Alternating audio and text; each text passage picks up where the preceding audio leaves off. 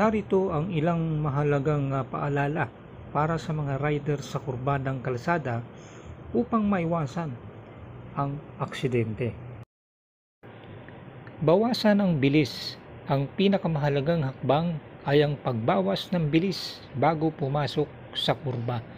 Mas mababa ang bilis, mas madali ang pagkontrol ng motorsiklo. Tandaan na ang bilis na ligtas sa isang tuwid na kalsada ay hindi ligtas sa kurba. Mag-ingat sa kondisyon ng kalsada. Basang kalsada.